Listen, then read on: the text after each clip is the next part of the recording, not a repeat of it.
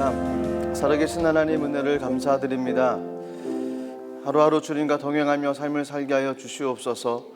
늘 주님께서 품어주시고 우리 가운데 하나님의 은혜를 내려주셔서 믿음으로 승리하게 도와주옵소서. 거룩한 성을 찬양하며 주 앞에 갑니다. 이스라엘 찬양 가운데 주 임하시는 하나님, 이 가운데 좌정하시고 우리에게 은혜를 내려 주시옵소서.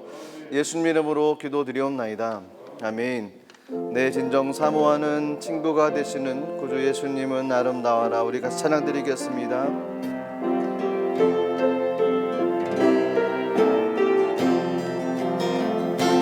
내 진정 사모하는 친구가 되시는 구주 예수님은 아름다워라.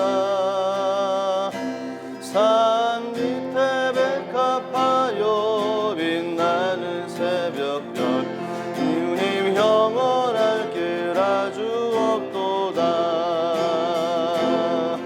내 맘이 아플 적에 그 위로 되시며 나 외로울 때 좋은 친구라.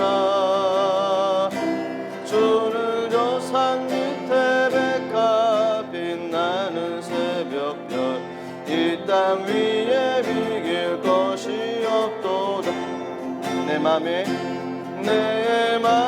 모든 염려 이 세상 고락도 주님 항상 같이 하여 주시고,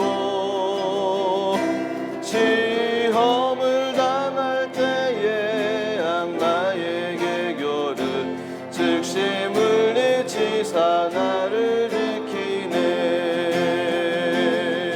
온 세상 날 버려도 주 예수 안 버려 끝까지 나를 돌아보시니. 주는 저 산 밑에 백합 빛나는 새벽별, 이 땅 위에 비길 것이. 온 세상 날 버려도, 온 세상 날 버려도 주 예수 안 버려 끝까지 나를 돌아보시니. 주는 저 산 밑에 백합 빛나는 새벽별, 이 땅 위에 비길 것이 없도. 내 맘을 다하여, 내 맘을 다하여서 주님을 따르면 길이 길이 나를 살아나리니. 물불이 두렵지 않고 창공도 겁없네. 주는 높은 산성 내 방패시라. 내 영혼 먹이시는 그 은혜 누리고 나 친히 주를 뵙기 원하네. 주는 저 산 밑에 백합 빛나는 새벽별, 이 땅 위에 비길 것. 내 영혼 먹이시는, 내 영혼 먹이시는 그 은혜 누리고 나 친히 주를 뵙기 원하네. 주는 저 산 밑에 백합 빛나는 새벽별, 이 땅 위에 비길 것이 없도다. 마음에 가득한 의심을 깨치고 지극히 화평한 마음으로 찬송을 부르는 어린 양 예수의 그 피로 속죄함 얻었네. 속죄함, 속죄함, 주 예수 내 죄를 속했네. 할렐루야 소리를 합하여 함께 찬송하세. 그 피로 속죄함 얻었네. 나는 같이 없어질 범죄로 속죄함 받은 것 아니요. 거룩한 하나님 어린 양 예수의 그 피로 속죄함 얻었네. 속죄함, 속죄함, 주 예수 내 죄를 속했네. 할렐루야 소리를 합하여 함께 찬송하세. 그 피로 속죄함 얻었네. 나 같은 죄인이 용서함 받아서 주 앞에 옳다함 얻으는 확실히 믿기는 어린 양 예수의 그 피로 속죄함 얻었네. 속죄함 속죄함 주 예수 내 죄를 속했네. 할렐루야 소리를 합하여 함께 찬송하세. 그 피로 속죄함 얻었네. 거룩한 천국에 올라간 후에도 넘치는 은혜의 찬송을 기쁘게 부르는 어린 양 예수의 그 피로 속죄함 얻었네. 속죄함 속죄함 주 예수 내 죄를 속했네. 할렐루야 소리를 합하여 함께 찬송하세. 그 피로 속죄함 목마른 내 영혼 목마른 내 영혼 주가 이미 허락한 그 귀한 영생수 주여 갈망합니다. 그 약속 따라서 힘써 간구하오니 오 주여 내 기도 어서 들어주소서.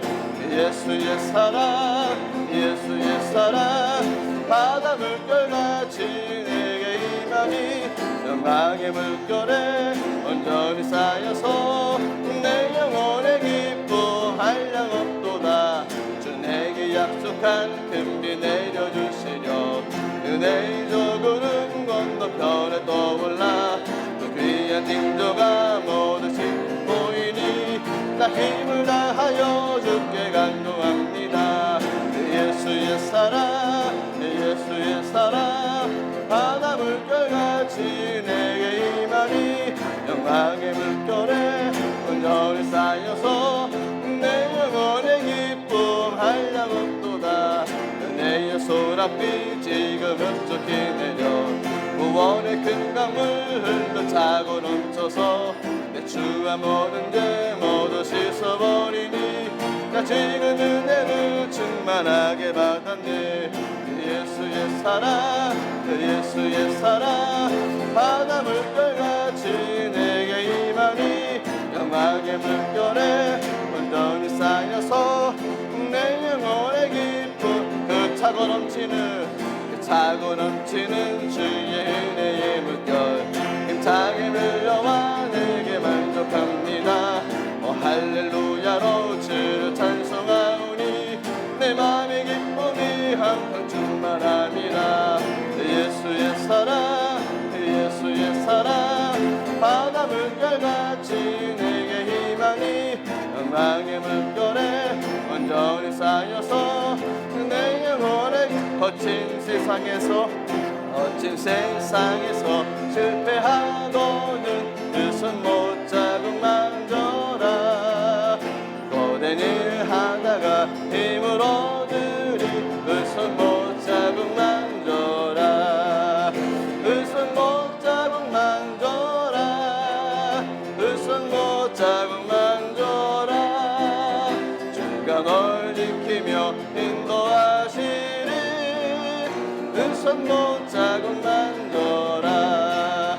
내가 어둠 속을 걸어갈 때에 그 손 못 자국 만져라.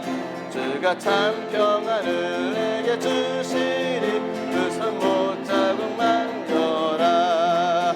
그 손 못 자국 만져라. 그 손 못 자국 만져라. 주가 널 지키며 인도하시리 그 손 못 자국 만져라. 내가 부활의 주 따라가려면 그 손 못 자국 만져라. 내가 주 안에서 길이 살리라 그 손 못 자국 만져라. 그 손 못 자국 만져라. 그 손 못 자국 만져라. 주가 널 지키며 인도하시리 그 손 못 자국 만져라.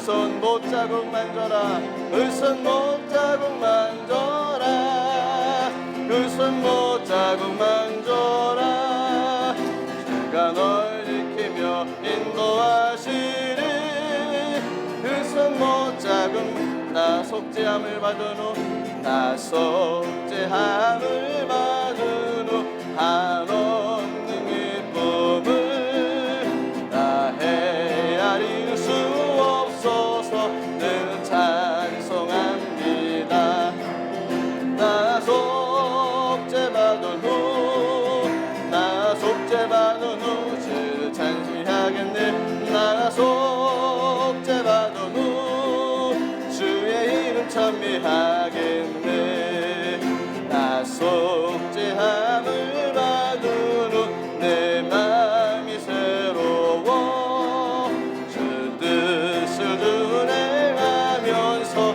내 길을 버리네 나 속죄받은 후 나 속죄받은 후 주를 찬미하겠네 나 속죄받은 후 주의 이름 찬미하겠네 나 속죄함을 받은 후 성령이 오셔서 하나님 자녀된 것을 곧 증언합니다 나 속죄받은 후 나 속죄받은 후 주를 찬미하겠네 나 속죄받은 후 주의 이름 찬미하겠네 나 속죄함을 받은 후 보혈의 공로로 내 주의 은혜 입으니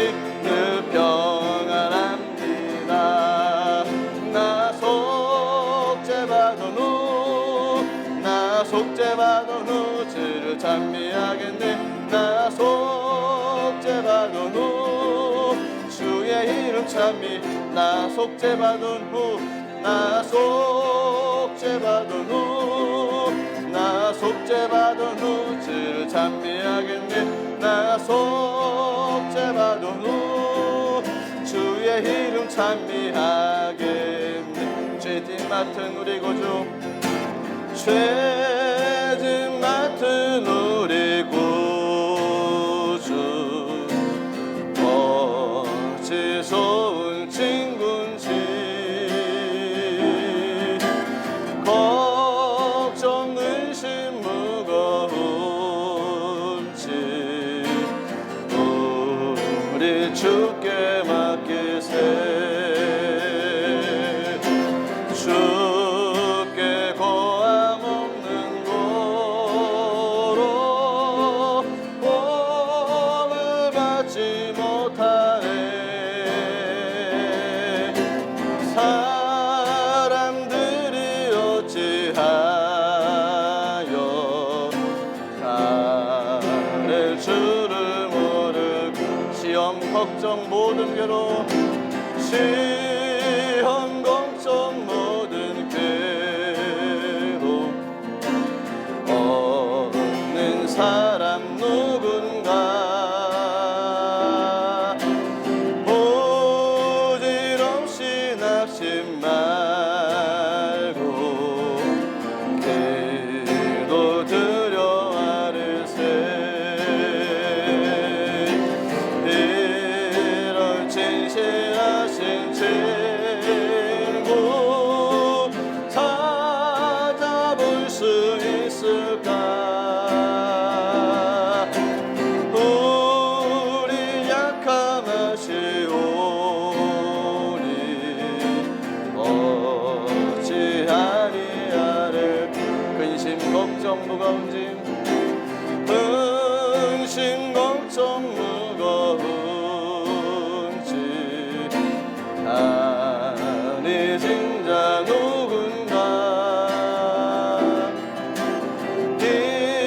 비난처는 우리 예수 주께 기도드리세 세상 친구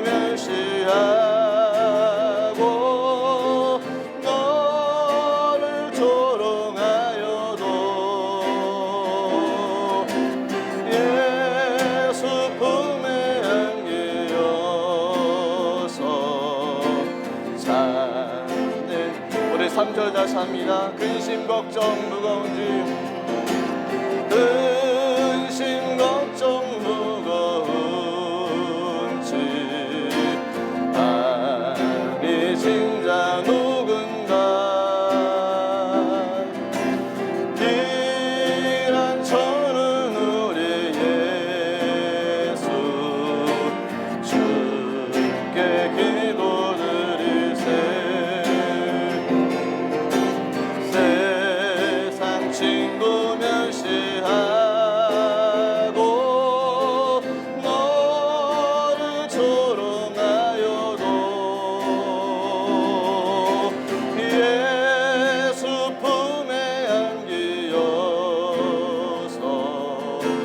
참된 위로받겠네. 우리 같이 한번 기도하겠습니다. 찬양의 고백처럼 이 땅의 삶 여러 가지 시험, 걱정, 무거운 짐을 짊어지고 삶을 살아가는 여정길입니다.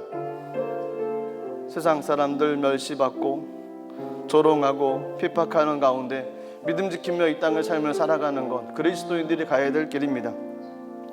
하지만 저에게도 힘이 있습니다. 주님 품에 안기면 되는 것이고 주님 손 붙잡고 가면 되는 것입니다. 우리들 마음과 우리들의 믿음이 또 주님께로 또 예수님께로 또 십자가로 행해 나갈 수 있는 은혜를 달라고 기도하시고 오늘도 힘을 얻게 하시고 오늘도 하나님의 능력으로 일어서게 도와주시고 주님의 거룩한 은혜가 우리 가운데 넘쳐날 수 있게 달라고 우리 예배를 준비하는 마음으로 같이 동성으로 기도하겠습니다. 살아계신 하나님 은혜를 감사드립니다. 하나님 근심 걱정 여러 가지 무거운 짐 여러 가지 아픔과 고통 하나님 무거운 것을 가지고 삶을 살아가는 이 땅의 삶에서 하나님 주님이 허락하신 귀한 은혜를 가지고 삶을 살아가길 원합니다. 하나님 아버지 세상은 우리를 멸시하고 세상은 우리를 조롱합니다. 하나님 세상은 우리를 외면하며 하나님 우리에게 손 내미는 사람 없으며 하나님 아버지 그들의 가치관과 그들의 생각으로 우리를 넘어뜨리고 우리를 쓰러뜨리려고 합니다. 하나님 세상 가운데서 저희들이 무엇을 의지하고 누구를 손을 붙잡고 하나님 누구와 함께 삶을 살아갈 수 있겠습니까? 하나님 우리들의 믿음이 세상을 향하지 않게 해주시고 우리들의 믿음 우리들의 삶의 방향이 주님께로 향할 수 있도록 은혜를 내려주시옵소서. 참된 희망 되신 참된 소망 되신 주님 붙잡고 삶을 살아가게 하여 주옵소서. 하나님 세상 친구는 우리를 멸시하고 우리를 조롱하지만 주님 품에 안겨서 참된 위로받으며 삶을 살아가길 간절히 원합니다. 우리 가운데 성령의 은혜를 내려주시옵소서. 우리 가운데 주님의 마음을 알게 하여 주시옵소서. 우리 가운데 하나님의 거룩한 뜻을 가지고 삶을 살아가게 하여 주시옵소서. 거룩하신 하나님의 은혜가 임하게 도와주시고 거룩하신 성령의 은혜가 임하게 도와주옵소서. 하나님 아버지 주님의 놀라우신 은혜가 넘쳐나게 도와주시고 하나님 말씀 따라 삶을 살아가는 우리들에게 힘을 주시고 하나님 우리는 오늘도 다시 한번 일어서게 도와주시며 믿음의 길 걸어가는데 부족함이 없도록 성령님 역사하여 주시옵소서. 하나님 아버지 주님의 거룩한 영광이 나타나게 도와주시옵소서. 하나님 아버지 주님의 놀라우신 은혜가 임하길 간절히 원합니다. 오늘도 주님 손 붙잡고 나가는 복된 삶 위에 성령의 은혜를 넣어 주시옵소서. 주님 위로하여 주시옵소서. 주님 거룩한 삶으로 충만하게 채워주시옵소서. 주님 역사하여 주시옵소서. 주님 역사하여 주시옵소서. 하나님 역사하여 주시옵소서. 우리로 충만하게 채워주시옵소서. 하나님 주님의 이루어 주의 성령으로 다시 밀어고 나가게 도와주시고 말씀의 거룩한 능력과 은혜가 우리 가운데 넘쳐날 수 있도록 하나님 목에 복을 더하여 주시옵소서. 성령이 우리 가운데 찾아가시옵소서. 우리 가운데 주님 말씀하시고 하나님 말씀 힘을 얻고 나갈 수 있도록 도와주시옵소서. 우리 가운데 임하시는 놀라우신 주님 이 시간에도 자정하여 주시옵소서. 이 시간에도 하나님의 은혜를 더하여 주시옵소서. 주님 품 안에 안기며 새 힘을 얻고 나가게 하시고 주님의 이름으로 승리하며 나가게 부족함이 없도록 성령님 역사하여 주시옵소서. 주님께 모든 걸 올려드립니다. 홀로 영광 받아 주시옵소서. 예수. 사도신경으로 신앙 고백 드리겠습니다.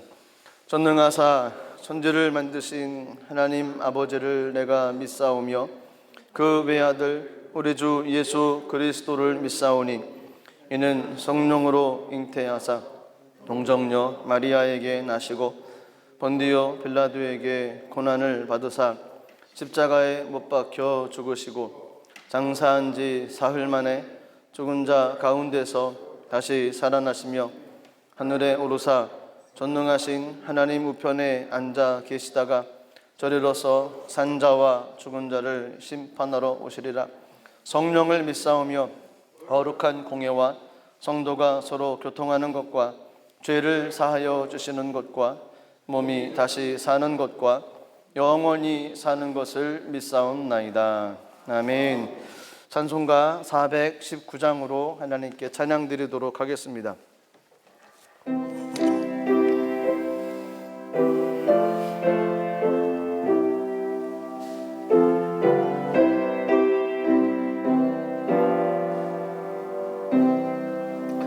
주 날개 밑 내가 편안히 쉬네.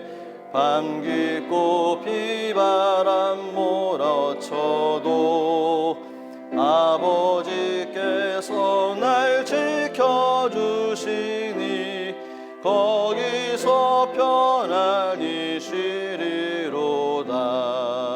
주 날개 밑 평안하다. 그 사랑 끈을 짜니뇨.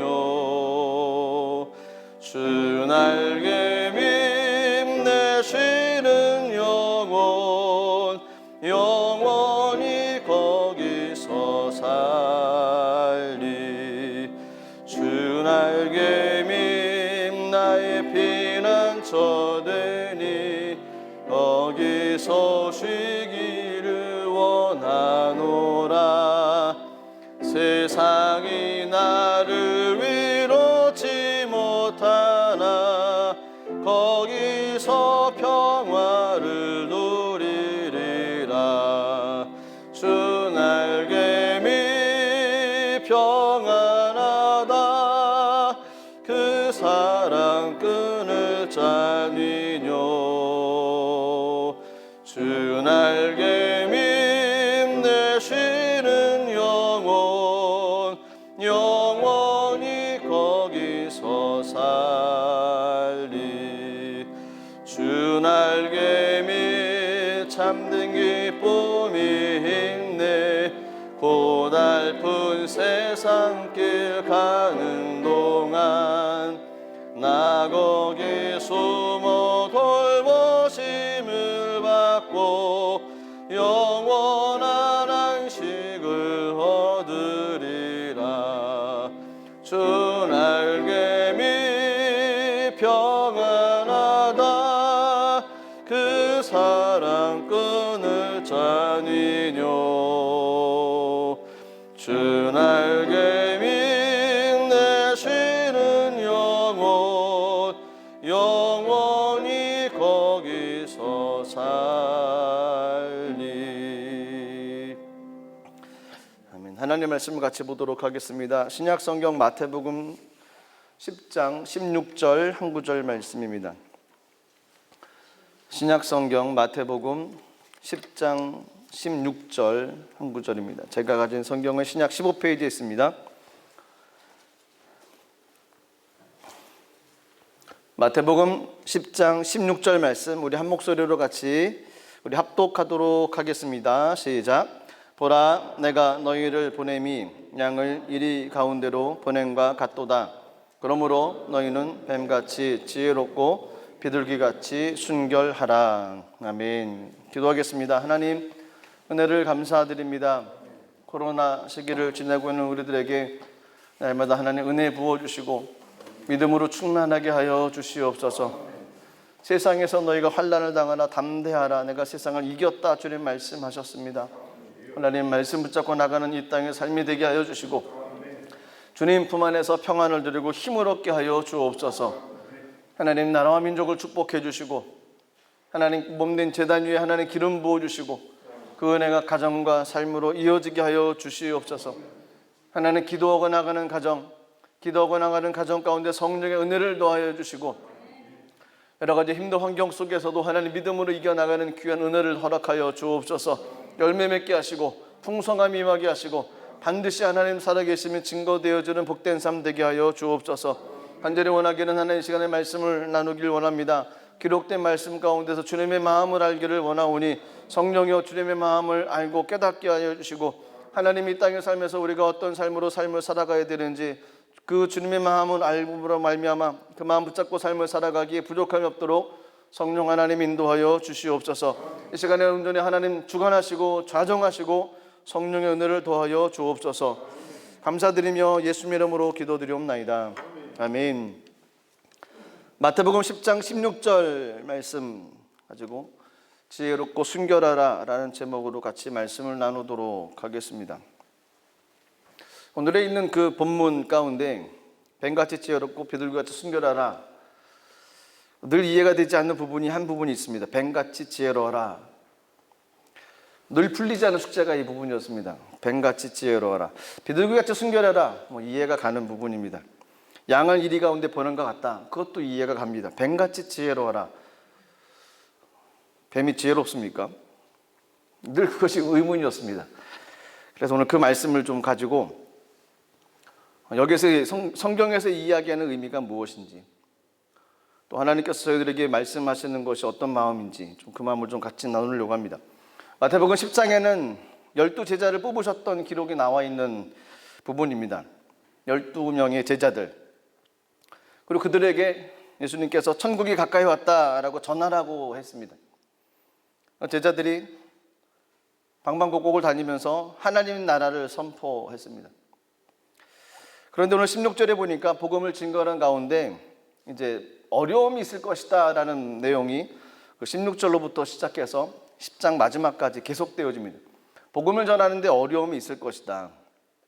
그렇기 때문에 조심해야 된다. 이렇게 삶을 살아가야 된다라고 이야기하신 부분이 오늘 읽었던 16절 말씀입니다. 16절 말씀 제가 한번 다시 읽겠습니다. 보라, 내가 너희를 보냄이 양을 이리 가운데로 보냄과 같도다. 그러므로 너희는 뱀같이 지혜롭고 비둘기같이 순결하라. 제자들을 보냈습니다. 12제자들을 이곳저곳으로 주님께서 가라 하셨고 보내셨습니다. 근데 그 보냈던 모습이 양을 이리 가운데 보내는 심정이었다라는 겁니다. 양을 이리 가운데로 보내는 심정. 양은 어떤 동물입니까? 양은 그냥 딱 보기에도 복실복실하지 않습니까? 토실토실하고 약하고 온순한 동물로 알고 있는 것이 양입니다. 하지만 양은 고집이 셉니다.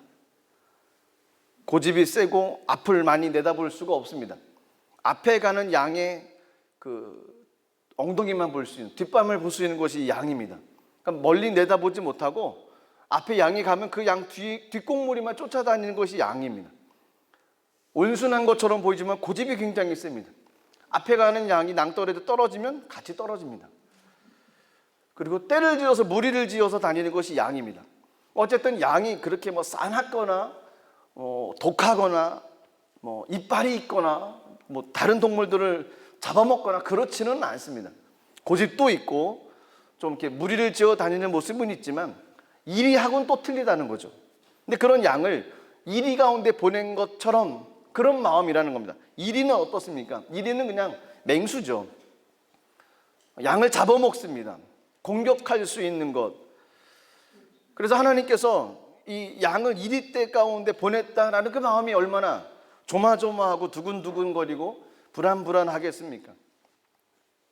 그러면 양을 이리 가운데 보냈다는 것은 양을 이리 가운데 이리의 밥이 되기 위해서 보냈다는 걸까요?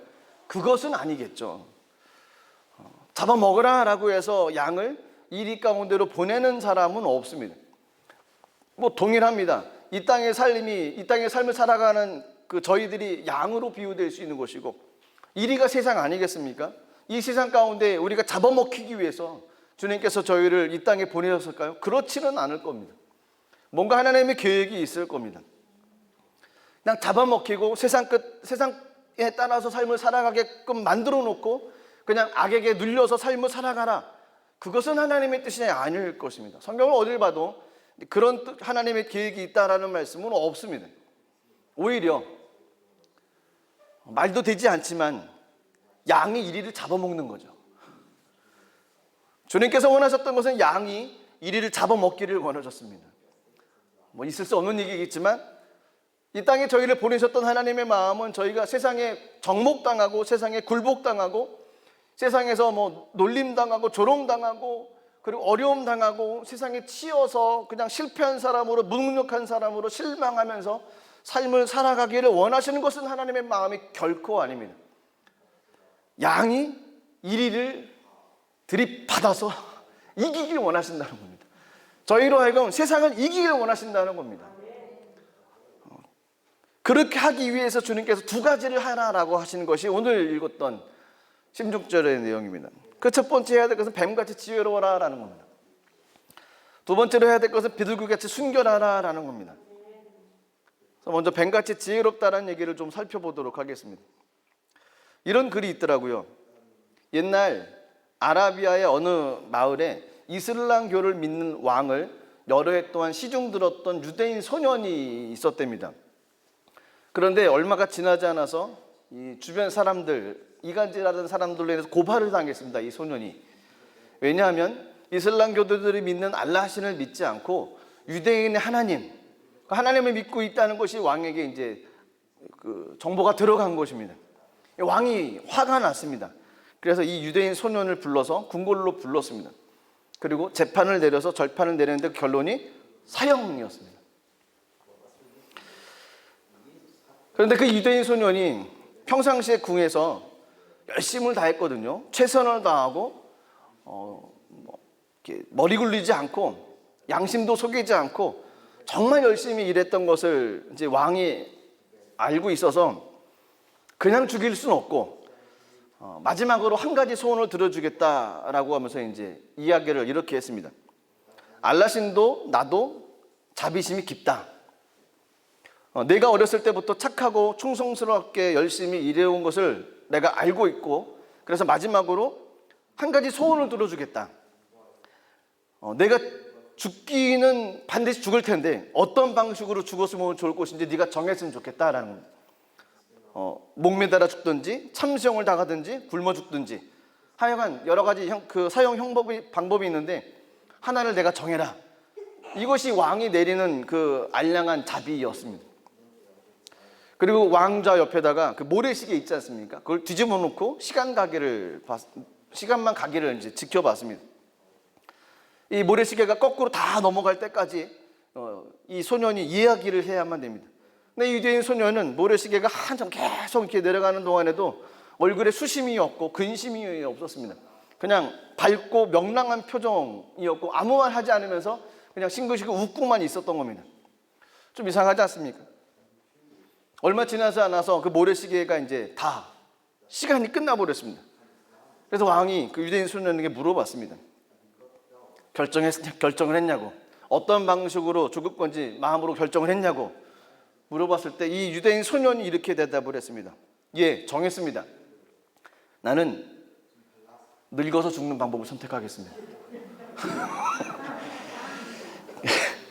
이게 탈무드에 나오는 얘기랍니다.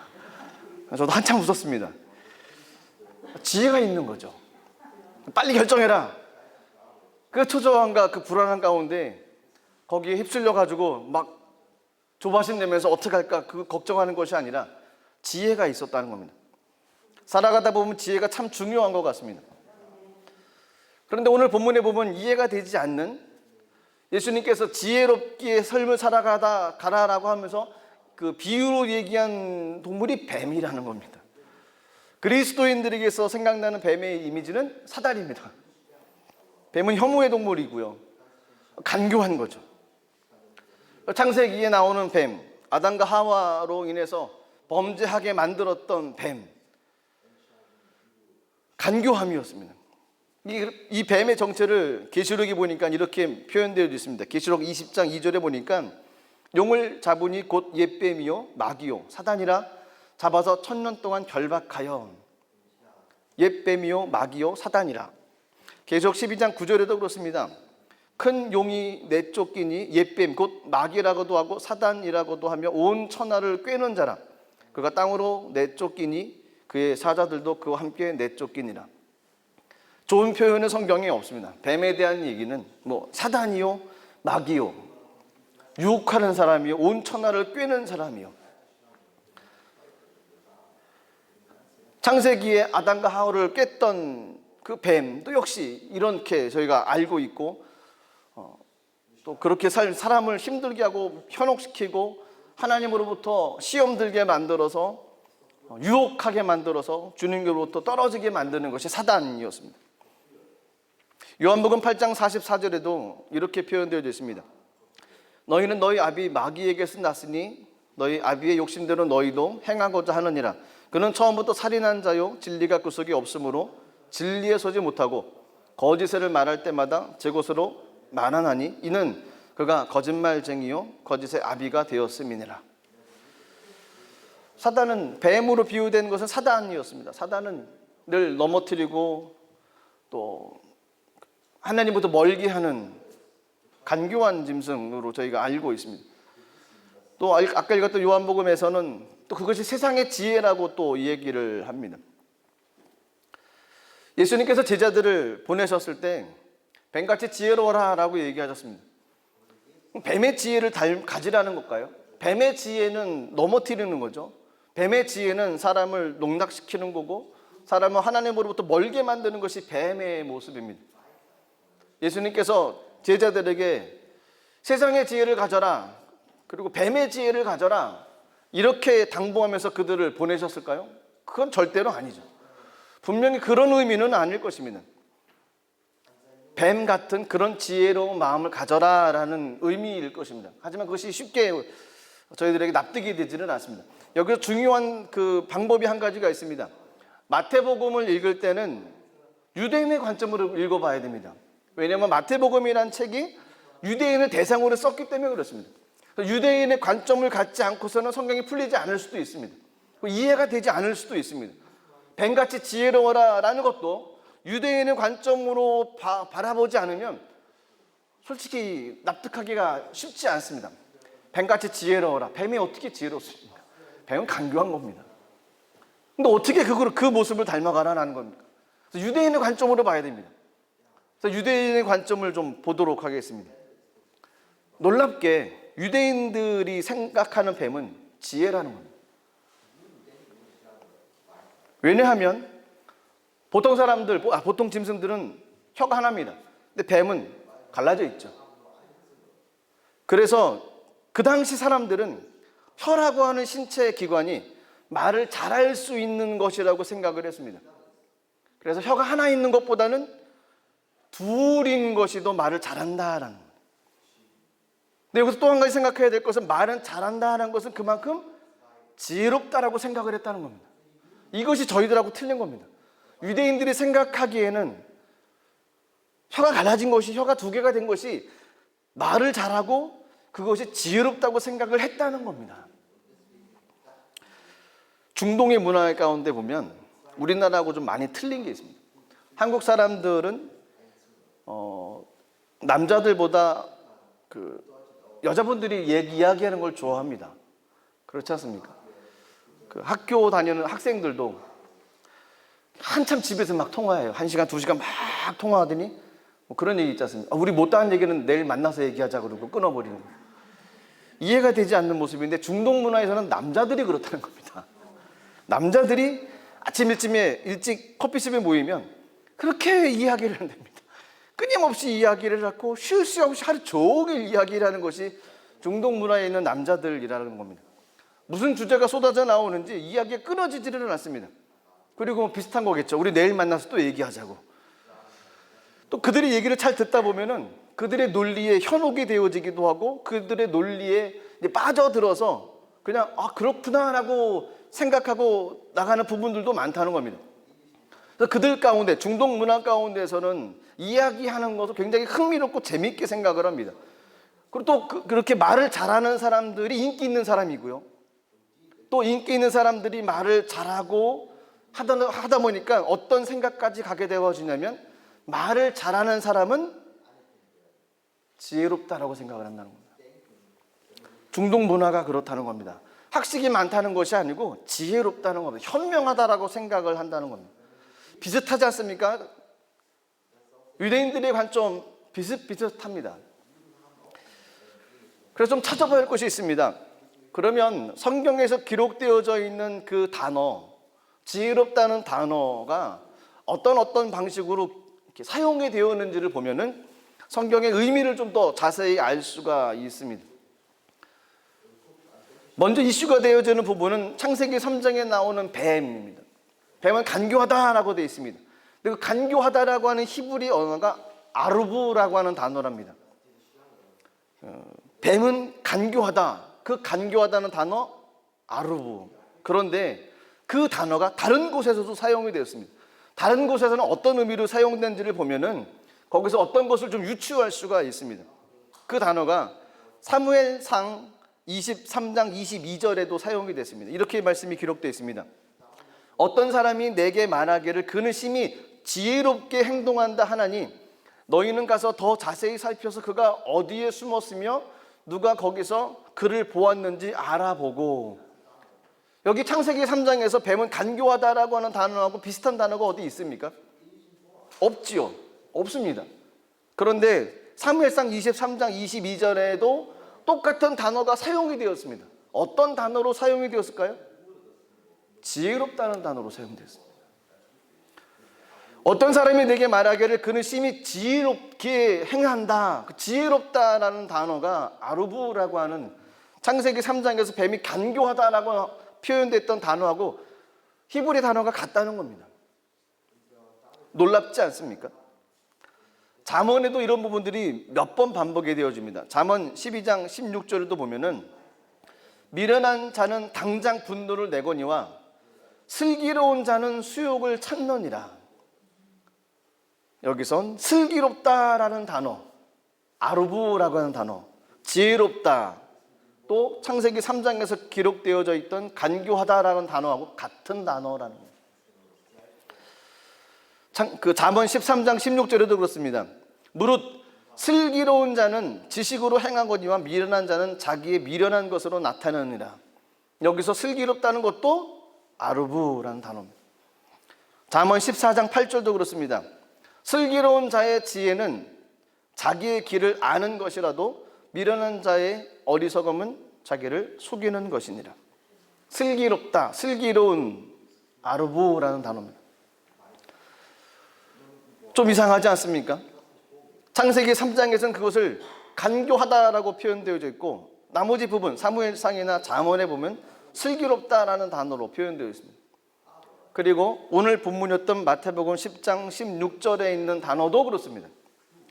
보라 내가 너희를 보냄이 양을 이리 가운데 보냄과 같도다. 그러므로 너희는 뱀같이 지혜롭고, 히브리어 아루브라는 단어고요. 헬라어로는 프로니모스라고 하는 같은 의미의 단어입니다.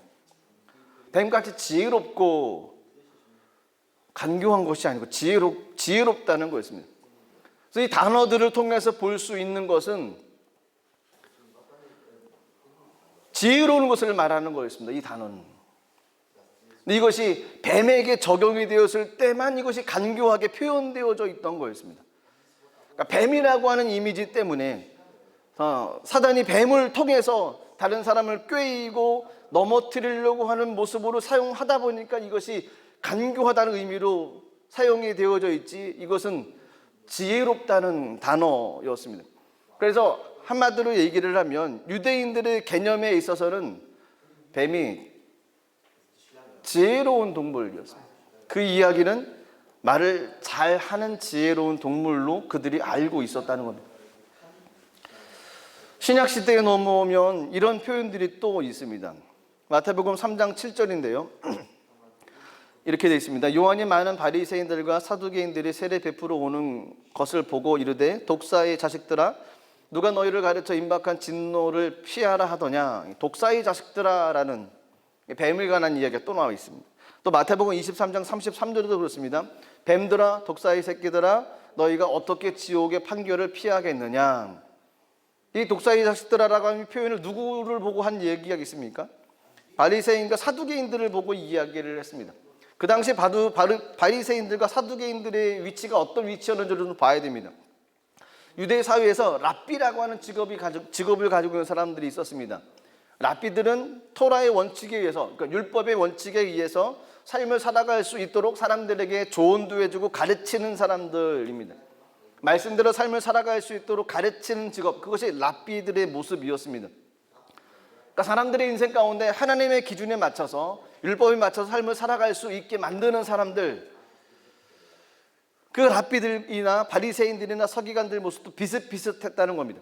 그런데 세례 요한을 비롯한 예수님께서는 이 바리새인들과 서기관들을 비판하면서 그들에게 이 뱀들아, 이 독사의 자식들아 라고 표현을 했던 거였습니다.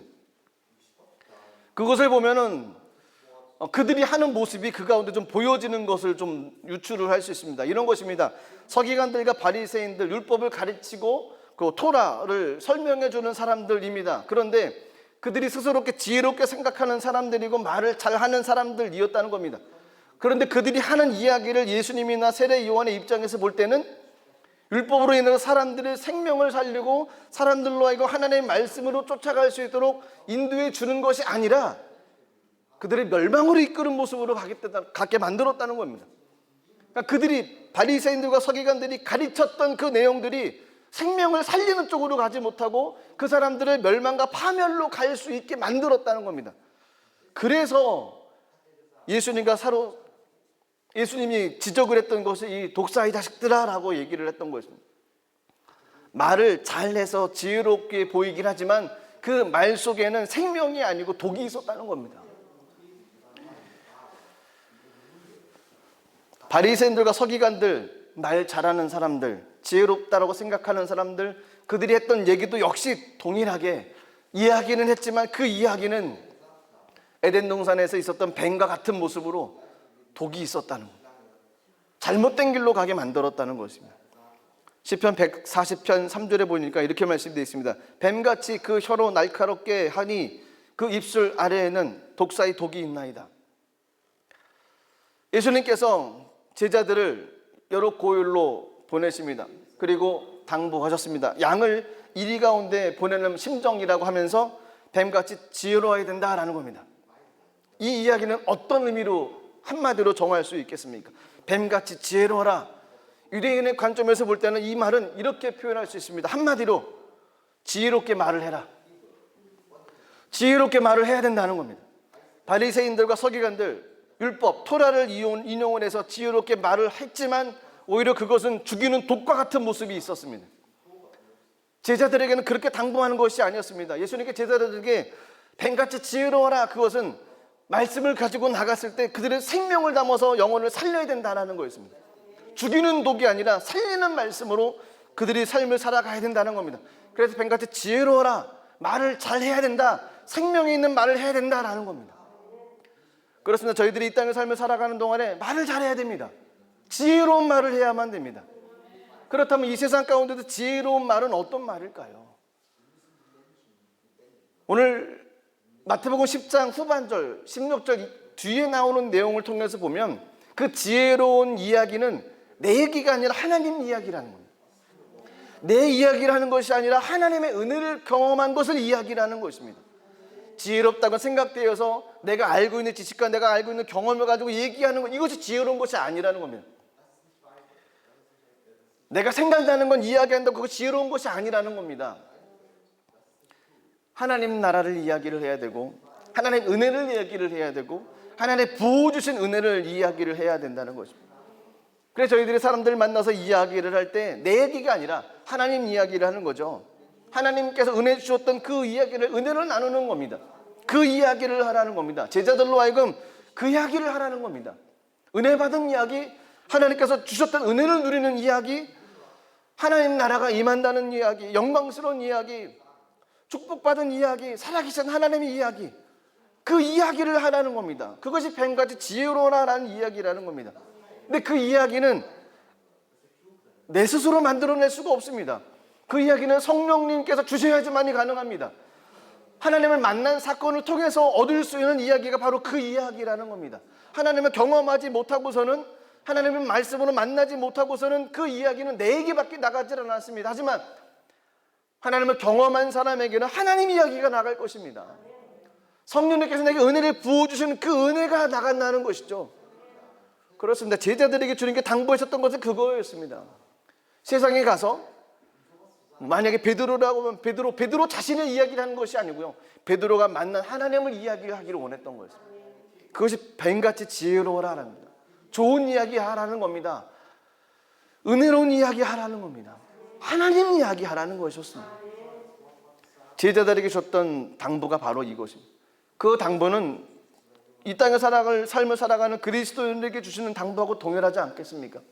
저희가 많은 사람들 만날 때 무슨 얘기를 하겠습니까? 내 자랑하겠습니까?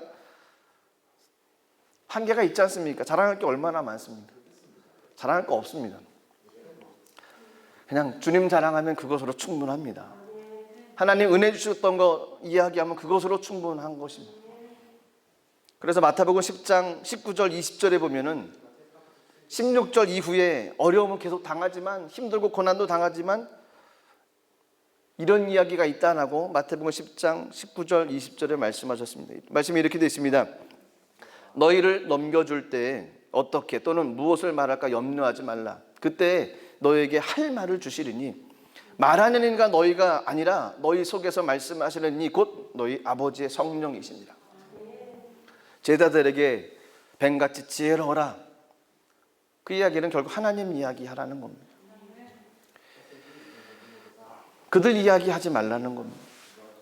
그러면 이리 가운데 양을 보냈지만 하나님께서는 양이 이 이리를 이기고도 남을 수 있게 만들어 주신다는 거죠.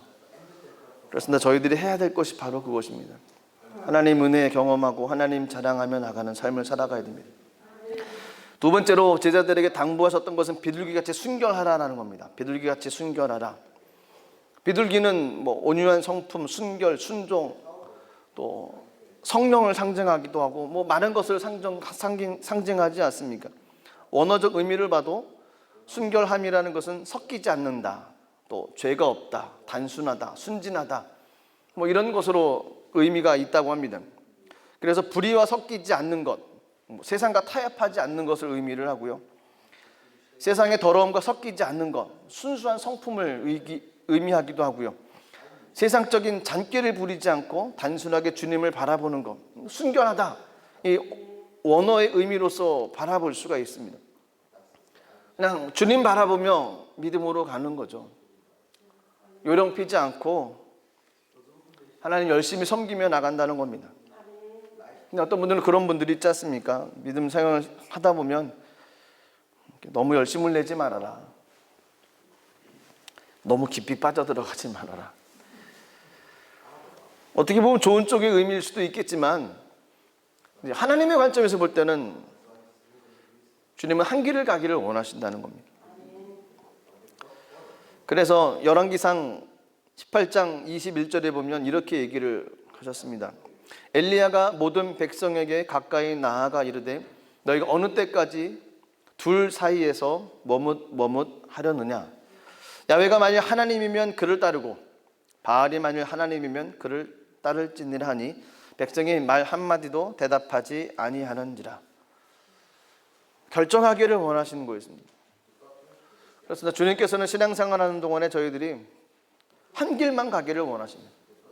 의인의 길, 주님께서 원하셨던 그 믿음의 길, 그 길을 가기를 원하십니다. 한쪽 발은 세상에, 한쪽 발은 교회에, 하나님 가운데 그런 모습이 아니라 온전히 두 발 다 하나님 품 가운데 머물고 그 하나님의 은혜로 세상을 다스리며 나가기를 주님 원하신다는 겁니다. 그것이 순종이고 그것이 믿음이 되어야 된다는 겁니다. 소아시아 교회 7교회 중에서 라오디게아 교회에도 주님께서 원하셨던 말씀이 있었습니다. 요한계시록 3장 15절 16절 말씀 보시면 내가 내 행위를 아노니 내가 차지도 아니하고 뜨겁지도 아니하도다. 내가 차든지 뜨겁든지 하기를 원하노라. 내가 이같이 미지근하여 뜨겁지도 아니하고 차지도 아니하니 내 입에서 너를 토하여 버리라. 한쪽 길 가기를 원하신다는, 믿음의 길 가기를 원하신다는 겁니다. 그렇게 단순한 믿음으로 최선을 다해서 하나님 바라보며 나가는 삶이 순결한 삶이라는 것이었습니다. 원어의 의미를 통해서 볼 때 주님 바라보며 주님의 능력으로 세상을 다스리며 나가는 모습을 원하시고 또 그 모습을 삶을 살아가길 원하셨던 것이 예수님께서의 주의 마음이었습니다. 또 레위기에 보면은 세상의 많은 모든 짐승들을 세 종류로 이렇게 구분할 수가 있는데, 첫 번째로는 천하 만민들을 위해 배정된 동물들, 그리고 두 번째로는 하나님께서 구별하신 이스라엘이 먹을 수 있는 정한 동물들, 그리고 세 번째로는 거룩하신 하나님께 제사 드릴 수 있는 제사 동물들, 뭐 이렇게 구분을 할 수 있습니다. 그 제사 동물들 가운데에서 소와 양과 염소가 주류였죠. 하지만 날아다니는 것 가운데에서는 유일하게 비둘기만을 포함이 되어졌습니다. 그래서 그 비둘기를 보면 어떻게 정한 동물이다라고 이야기할 수도 있는 거였습니다. 하나님께 드리는 동물로 사용이 되어졌기 때문에 정한 동물. 그래서 성경에서 비둘기의 순결함이라고 표현한 것이 또 의미가 또 맞아 들어가기도 합니다. 그런데 이 레위기에서는 이 비둘기는 가난한 사람들이 하나님께 드리는 제물이었습니다. 그래서 비둘기를 보면 가난한 사람들을 상징하는 모습이기도 합니다. 시편 74편 19절에 보면 시편 기자가 스스로 맷비둘기의 비유를 하는 모습들도 나와 있습니다. 시편 74편 19절입니다. 주의 맷비둘기의 생명을 들짐승에게 주지 마시며 주의 가난한 자의 목숨을 영원히 잊지 마소서. 주의 맷비둘기의 생명, 그 뒤에 보면 주의 가난한 자의 목숨. 결국 시편 기자 스스로 그렇게 비유를 한다는 겁니다. 여기서 가난한다는 것은 산상수훈을 통해서도 알 수 있던 것처럼 하나님만 의지해야 된다는 거였습니다. 순결하다라는 의미, 원어적 의미도 그렇고 이 제사의 방법을 통해서도 그렇고 동일하게 보여지는 것은 하나님만을 의지해야 된다라는 거였습니다. 하나님만 바라보며 삶을 살아가야 된다는 겁니다. 결정을 하고 결단을 내려야 된다는 거였습니다. 한 가지도 보면은 이 순결이라는 단어는 미련하다라는 단어하고도 또 그런 모습으로도 사용이 되어졌습니다. 미련하다. 로마서 16장 19절 말씀인데 이렇게 되어 있습니다. 너희의 순종함이 모든 사람에게 들리는지라. 그러므로 내가 너희로 말미암아 기뻐하나니 너희가 선한데 지혜롭고 악한데 미련하기를 원하노라. 악한 일에는 미련하기를 원한다. 나는 그 미련하다, 그것이 순결하다라는 단어였습니다. 단순해라 라는 거죠. 올고도해야 된다는 거였습니다. 한결같아야 된다는 겁니다. 지혜로운 데로 가야 되지 악한 데는 미련하라, 악한 곳은 가지 말아라, 그냥 한 길로만 가야 된다라는 겁니다. 그래서 비둘기의 순결은 미련할 정도로 한 길 가는 모습, 하나님만을 의지하며 나가는 모습이었습니다. 원어적 의미나 여러 가지 모습으로 봐도 순결하다라는 것은 하나님만 바라봐야 된다라는 모습으로 표현되어져 있습니다. 제가 어제 어떤 분을 만났는데 그분이 이야기하다가 이제 그런 이야기를 하시더라고요. 주변에 어떤 가정에 비둘기를 키우시는 가정이 있대요. 그래서 실내에다가 비둘기를 키우고, 집비둘기죠, 모이를 주고, 또 시간이 돼서 이렇게 비둘기를 이렇게 창문을 열면 비둘기들이 뭐 떼를 쥐어서 날아간다는 겁니다. 그러면 그분이 깃발 들고 이러고 서 있으면 비둘기들이 창공을 나르면서 막 돌아다니고, 그러다 무슨 사인을 주면 비둘기들이 다 집으로 들어온다는 거예요. 그래서 제 눈으로 못 봤기 때문에 믿을 수는 없지만 그분을 말을 믿어야죠. 와, 그런 분도 계시냐고. 그리고 글을 보니까 그런 글이 있더라고요. 이 집비둘기는 굉장히 충성스럽답니다.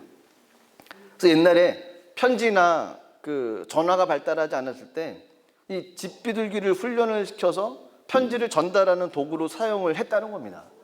그래서 어제 그 얘기하셨던 분의 얘기를 들어보니까 충분히 이해가 가는 그런 내용이기도 합니다. 많은 비둘기들이 몰려다니지만 집을 잘 찾아간대요. 절대로 이렇게 돌다가 도망가는 비둘기가 없다는 거죠. 그런 거로 봐서는 주인의 마음에 충성한다는 거죠. 그래서 비둘기처럼 순결하라는 단어를 이렇게도 볼 수가 있습니다. 뭐 평화롭다, 온순하다, 순진하다 이렇게도 생각할 수 있지만, 어떻게 보면 집비둘기의 특성상으로 보면은 세상과 뒤섞여 살다가 주인을 잃어버리는 상품이 아니라 세상과 뒤섞여 살고는 있지만 그 집비둘기는 주인 집으로, 주인에게는 충성한다는 겁니다. 오직 비둘기처럼 주님 한 분에게만 충성해야 된다라는 의미로 이 비둘기처럼 순결하다는 의미를 해석을 할 수가 있습니다. 그렇게 따져보면 여기서 순결이라는 것은 도덕적인 순결이 아니라 영적인 순결일 수도 있는 거죠. 하나님 원하시는 믿음은 하나님께만 충성하는 믿음입니다. 하나님께만 충성하는 믿음. 그 믿음, 순결하라. 이것은 섞이지 않는 것, 충성하는 것, 주님만 믿음으로 바라보는 것. 모든 내용들의 모습이 비둘기처럼 순결하라는 것은 주님만 바라봐야 된다라는 거였습니다. 예수님께서 12명의 제자를 뽑으셨습니다. 그리고 그들에게 하나님 나라를 선포하라, 천국이 가까웠다라고 전하면서 그들을 보내셨습니다. 근데 그때 보낼 때 주님의 마음이 많이 힘드셨던 거죠. 양을 이리 가운데 보낸 것 같은 마음으로 그 마음이 불안하셨던 거였습니다. 마태복음 10장 16절 이하의 내용을 보면 그런 내용들입니다. 힘들고 어려운 내용들, 제자들이 겪어야 될 여러 가지 내용들을 설명하시는데 그 가장 먼저 16절에 기록하셨던 것이 그 대신 세상에 가서 복음을 증거할 때 뱀같이 지혜로워야 된다라고 얘기하시고 비둘기같이 순결해야 된다라고 얘기하셨습니다. 왜 이 얘기를 두 가지 이야기를 하셨을까요? 뱀같이 지혜롭다는 얘기는 아까 말씀드렸던 것처럼 이야기를 잘 해야 된다는, 말을 잘 해야 된다는 겁니다. 그 이야기는 제자들의 이야기가 아니라 하나님의 이야기였습니다. 하늘나라에 관한 이야기였습니다. 주님 주신 은혜에 관한 이야기였습니다. 또한 비둘기같이 순결하라는 것은 오직 주님께로만 충성해야 된다는 겁니다. 오직 주님만 바라보며 삶을 살아가야 된다는 겁니다. 세상에 힘들고 어려움이 많이 오지만 그러다 보면 주님 바라보는 믿음이 흐려질 수도 있다는 거죠. 주님께로 나갔던 그 발걸음이 멈춰질 수도 있다는 겁니다. 섞이지 말고 집 비둘기처럼 주님께 충성하는 믿음, 영적인 순결을 지키며 나가는 믿음, 제자의 삶을 살아가는 동안에 이것을 지켜야 된다라고 이야기하시면서 주님께서 12명의 제자들을 보내셨습니다. 그렇습니다. 저희들을 이 땅에 보내신 주님의 마음도 이것입니다. 지혜로워야 됩니다. 그리고 순결해야만 됩니다. 그 모습으로 이 땅의 삶을 살아가는 저와 여러분들의 되기를 주님의 이름으로 축복합니다. 기도하겠습니다. 하나님, 12명의 제자들을 택하시고 그들을 보내시면서 주께서 당부하셨던 내용은 뱀같이 지혜롭고 비둘기같이 순결하는 거였습니다. 하나님, 이 땅의 삶을 살아가는 저희들 그 은혜를 누리며 나가게 하여 주옵소서.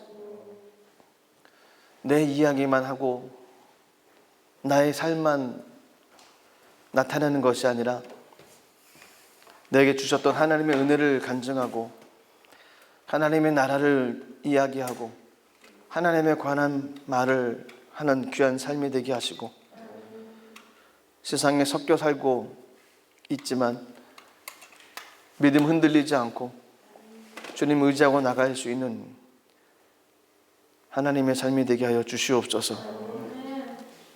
지혜롭게 하시고 순결하게 하여 주옵소서.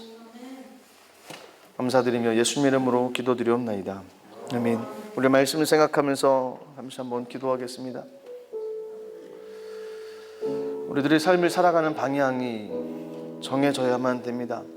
주님께서 오늘 마태복음 10장 16절에서는 그 방향을 지혜와 순결이라고 말씀하셨습니다.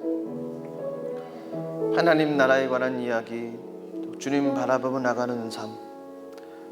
그렇습니다. 코로나도 힘들고 여러 가지 환경 가운데 힘든 이 땅의 삶이지만 은혜를 구하며 나가야 되며 주님 바라보며 나가야 됩니다.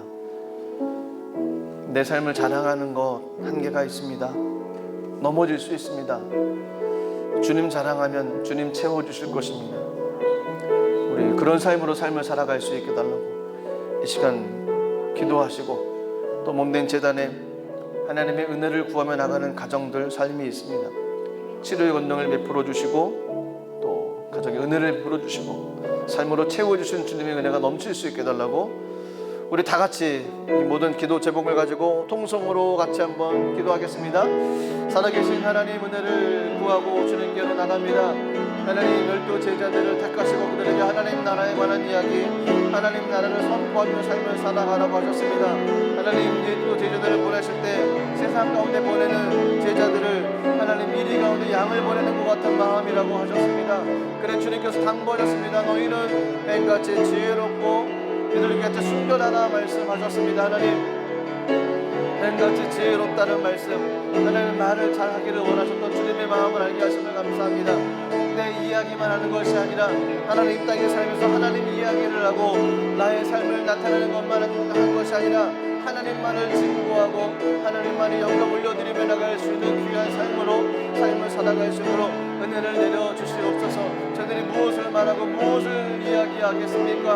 하나님 저희들이 어떤 이야기를 하며 삶을 살아가겠습니까?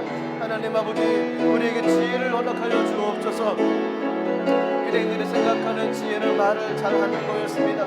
하나님 말 잘하는 것을 지혜롭다 생각했습니다. 하나님 하지만 그들은 바리새인과 서기관 같은 모습으로 하나님 말을 하고 많이 알고는 있었지만 그들의 이야기에 생명이 없었고 그들의 이야기는 오히려 백성들의 삶을 어렵게 하고 삶을 죽이는 독과 같은 그런 모습이었습니다.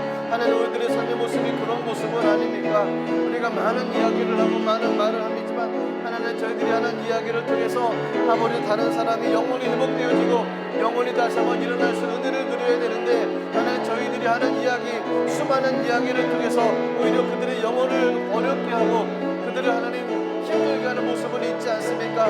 하나님 저희들의 말을 가려서 하게 하여 주옵소서. 우리들의 이야기 가운데 우리들의 말 가운데 생명을 허락하여 주옵소서. 생명이 있게 하여 주옵소서. 영혼을 살리게 허락하여 주옵소서. 그러기 위해서는 내 말, 내 자랑, 내 생각만을 이야기하는 것이 아니라 하나님 이야기를 해야 되고 하나님 나라를 증거해야 되며 하나님 주신 은혜를 누려야 되고 하나님 허락하셨던 것을 가지고 나가야 되오니 성령이 우리 가운데 역사하여 주시고 하나님의 거룩한 뜻이 이 땅에 일어날 수 있도록 역사하여 주옵소서. 하나님 아버지 저들의 모든 것 주님 앞에 올려드리길 간절히 원하오니 성령이여 함께하여 주시고 주님의 거룩한 은혜의 은총을 가지고 나가기 부족함이 없도록 성령여 인도하여 주시옵소서. 은혜를 내려주옵소서. 성령으로 충만하게 채워주옵소서. 거룩하신 하나님의 문으로 다스려 주시옵소서. 하나님 아버지 말을 잘하게 없소서. 영혼을 힘들게 하는 말을 하지 않게 없소서. 우리들의 말을 통해서 영혼이 힘들고 시험들게 하지 않게 하시고 우리들의 하는 이야기 말 구별하게 하시고 하나님 생명을 살리는 말을 하게 도와주옵소서. 열매를 맺다고 하셨는데 하나님 저희들이 어떤 이야기를 하고 있습니까? 어떤 말을 하고 있습니까? 하나님 열두 제자들을 택하셔 보내셨던 것처럼 저희들이 구원시켜 주셔서 하나님의 사람으로 이 땅의 삶을 살아가게 하셨습니다. 말을 가리게 하옵소서. 하나님 지혜로운 말을 하게 하옵소서. 생명을 살리는 말을 하게 하옵소서. 영혼을 회복시키는 말을 하게 도와주옵소서. 거룩한 삶으로 통해 맡기는 하나님 거룩한 통로가 되어지길 원합니다. 입술로 고백을 통해 주님 앞에 나가며 하나님을 찬양하며 주 앞에 영광 올려드리며 하나님 나라를 세워가며 하나님 거룩한 삶을 다시 일으켜 세우는 하나님 통로로 쓰임 받길 원하오니 하나님 우리들의 입술을 붙잡아 주시고 하나님 아버지 아무 말이나 하지 않게 하여 도와주옵소서. 하나님 쓸데없는 말 하지 않게 하옵소서. 아버지는 농담하지 않게 하옵소서. 아무 영혼을 죽이는 말 하지 않게 하옵소서. 하나님 회복시키는 말을 하게 도와주옵소서. 거룩하신 하나님 은혜만이 나타나시도록 은혜를 내려주시옵소서. 순결하라 하셨습니다. 주님만 바라보며 나가게 하옵소서. 주님께만 충성하게 하여 주옵소서. 주님께로만 쓰일 수 있도록 하나님 세상 가운데 구별되게 하여 주시고 주님께로만 영광 올려드리게 부족함이 없도록 하나님 아버지 역사하여 주시고 은혜와 은총을 도하여 주시옵소서. 하나님 은혜가 임하게 간절히 원하오니 성령으로 주님이 풀어주시고 거룩하신 주님의 영광만이 나타나지게 도와주시옵소서. 하나님 아버지 주님의 은혜가 임하게 간절히 원합니다. 하나님 아버지 주님의 거룩한 영광을 나타나게 도와주옵소서. 주님의 뜻이 이 땅 가운데 일어나게 도와주시옵소서. 하나님 주님 바라보는 하나님 충성된 삶 살아가게 도와주옵소서. 충성된 일꾼 되게 도와주옵소서. 하나님 의지하고 나가는 복된 삶이 되게 하여 주시옵소서. 하나님께 영광 올려드리게 부족함이 없도록 선지는 역사하여 주옵소서. 믿음의 가정들을 지켜주시고 믿음의 가정들 가운데 하나님의 말씀을 선포할 때 하나님 주님의 간증과 주의 영광만이 나타나게 도와주시고 하나님의 순결함으로 하나님 의지하고 나갈 수 있는 귀한 삶이 되게 하여 주옵소서. 가정가정에 하나님의 은혜가 임하길 간절히 원하오니 성령이여 다스려 주시고 인도하여 주옵소서. 성령 하나님 인도하시고 주님 물론도 허락하여 주옵소서. 성령으로 충만하게 채워주옵소서.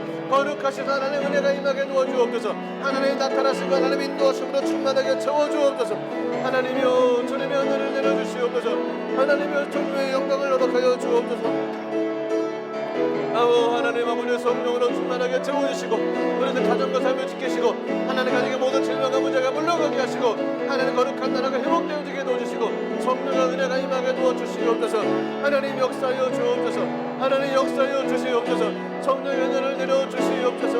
하나님 영광이 나타나게 도와주시옵소서. 할렐루야. 성령으로 충만하게 채워주시옵소서. 하나님 성령으로 인도하여 주시옵소서. 아버지 하나님의 거룩한 은혜를 잡아주시기 간절히 소망합니다. 하나님 다스리시옵소서. 질병을 치유하시고 심령이 회복되어지게 하시고 하나님 거룩한 역사가 나타나게 하시며 영혼이 회복되어지게 하시고 저희들이 믿음이 회복되어 주를 바라보고 나갈 수 있도록 은혜를 내려주옵소서. 주님 바라보고 나가는 복된 삶이 되길 간절히 원하오니 성령 우리에게 함께하여 주옵소서. 우리에게 은혜를 내려주옵소서. 우리가 하나님의 영광으로 노력하여 주옵소서. 주님 우리 가운데 주의 은혜를 더하여 주옵소서. 하나님 입술을 주관하여 주옵소서. 하나님 아버지 주님의 영광으로 노력하여 주시옵소서. 주님 감사함을 드립니다. 성령이여 함께하여 주시옵소서. 하나님 아버지 역사하여 주시옵소서. 하나님 은혜를 내려주시옵소서. 하나님 감사드립니다. 하나님 아버지 주님의 거룩한 은혜로 충만하게 채워주시옵소서.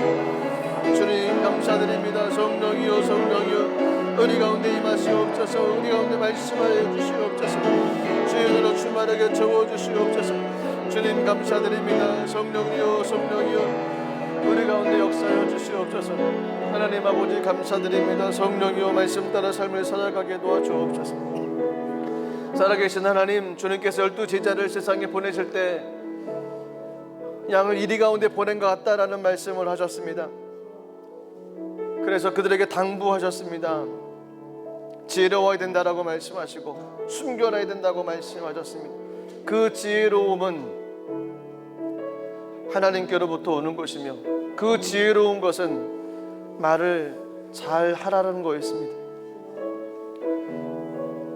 개인의 이야기를 하는 것이 아니었습니다. 개인의 자랑을 하는 것이 아니었습니다. 다른 사람을 어렵게 하는 이야기를 하는 것을 원치를 않으셨습니다. 바리새인들과 서기관들, 그들은 말을 잘하는 사람들이었지만 그들은 생명을 살리는 말을 하지 않고 죽이는 말을 했습니다. 그런 말을 하는 걸 주님 원치는 않으셨던 거였습니다. 이 땅을 삶을 살아가는 저희들에게로 주님께서는 지혜롭게 삶을 살아가기를 원하십니다. 말을 가려서 영혼을 살리는 이야기를 하기를 원하셨습니다. 하나님, 삶을 돌이켜 보겠습니다. 나의 삶에 내가 하는 이야기가 어떤 이야기였었는지, 하나님에 관한 은혜를 이야기를 하고 하나님 나라를 이야기를 하고 하나님 주신 것에 대해 감사한 이야기를 했었는지, 영혼을 죽이고 사람들을 올가매고 사람들을 힘들게 하고 어렵게 하는 이야기를 했었는지, 하나님이 이 시간 이후부터 저희들이 입술을 주관하서 지혜롭게 삶을 살아갈 수 있도록 은혜를 내려주시옵소서. 성령님 깨닫게 하시옵소서. 할 말을 기억나게 하여 주시옵소서. 가려서 할 수 있도록 은혜를 내려주시옵소서. 영혼을 살리게 하시고 내가 하는 이야기를 통해서 한 사람도 마음에 상처받지 않도록 하나님 입술을 주관하여 주시옵소서. 순결하라 하셨습니다. 주님 바라보며 주님께 충성하며 나가라 하셨습니다. 하나님, 힘든 세상 일이지만 주님만 바라보며 나가기로 다짐합니다. 순결한 삶 살아갈 수 있도록 은혜를 내려주옵소서. 주님께 감사드리며 예수님 이름으로 기도드리옵나이다. 아멘. 지혜롭고 순결한 삶을 살아가기를 가시기를 주님의 이름으로 축복합니다. 귀한 예물 드리겠습니다. 기도하겠습니다. 하나님, 말씀을 통해서 주님의 마음을 알게 하시고 그 마음이 내게 해주신 하나님의 레마의 말씀으로 받아 그 말씀 붙잡고 삶을 살아가게 도와주옵소서. 지혜롭게 하시고 순결하게 하여 주옵소서. 시간 귀한 예물 주 앞에 올려드립니다. 기쁜 마음으로 드릴 수 있도록 손길을 주관하여 주옵소서. 예수님 이름으로 기도드리옵나이다. 아멘. 찬송가 28장 1절 3절 드리면서 귀한 예물 하나님께 드리도록 하겠습니다.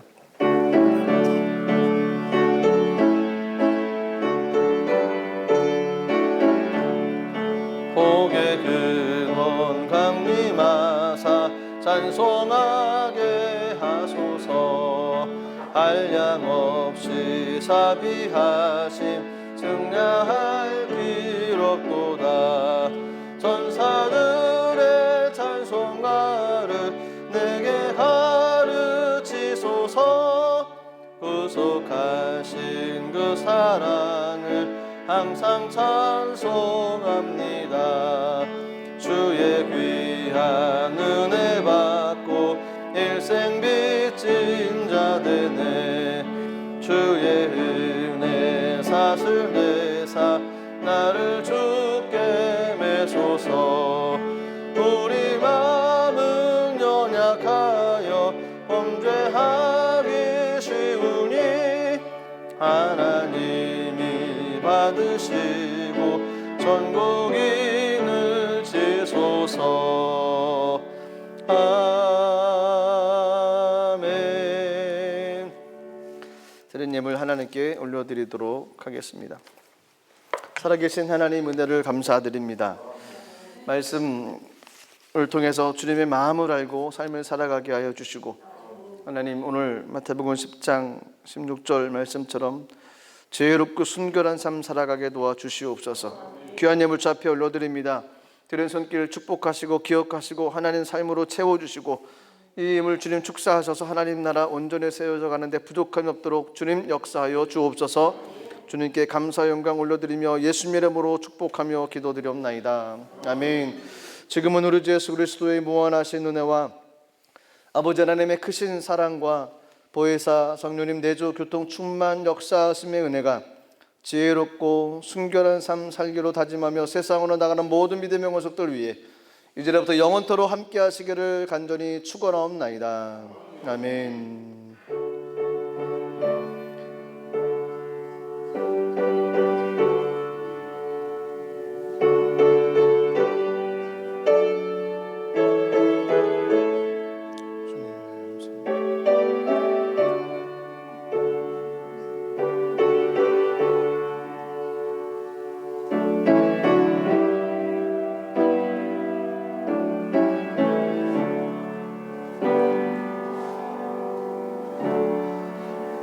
예배를